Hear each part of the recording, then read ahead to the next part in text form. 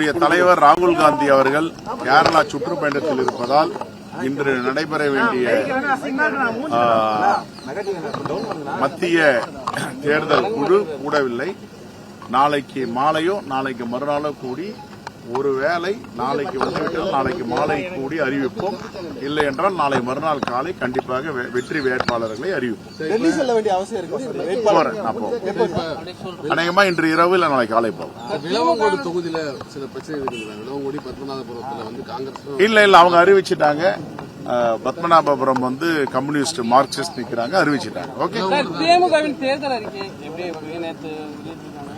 இது வரலாற்று சிறப்புமிக்க தேர்தல் அறிக்கை. மாண்புமிகு முதலமைச்சருடைய உழைப்பும் அவருடைய அரவணைப்பும் மக்கள் மீது வைத்திருக்கின்ற நம்பிக்கையும் இந்த தேர்தல் பேசப் போகிறது.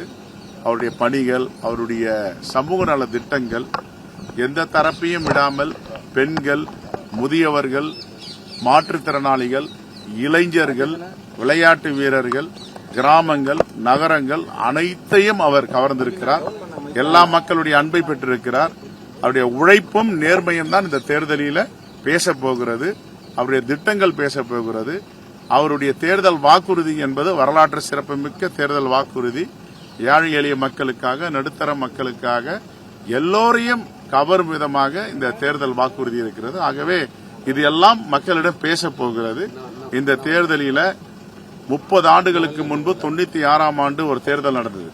அந்த தேர்தல் முடிவுகள் என்ன இருந்ததோ அதே தேர்தல் முடிவு எப்படி 96 திராவிட முன்னேற்ற கழகம் ஆட்சி அமைத்ததோ முத்தமிழறிஞர் கலைஞர் தலைமையில் அதே போன்று இவருடைய தலைமையில் 2021 தேர்தலை ஒப்பிட்டு பார்க்கும் பொழுது 210 தொகுதிகளுக்கு மேல் வெற்றி பெறுகிறோம் என்பது உறுதியாகிறது. முதலமைச்சர் நாளைக்கு பிரச்சாரத்தை மேற்கொள்ள இருக்காரு. குறிப்பா ஈரோடு கிழக்கு காங்கிரஸ் ஒதுக்கப்பட்டிருக்கு, கோயம்புத்தூர் ஒதுக்கப்பட்டிருக்கு. அங்கெல்லாம் பிரச்சாரம் மேற்கொள்றதுக்கு முன்னாடி என்ன வேட்பாளர் அறிவிக்காம இருக்கீங்க? இப்ப அறிவிச்சிரும்.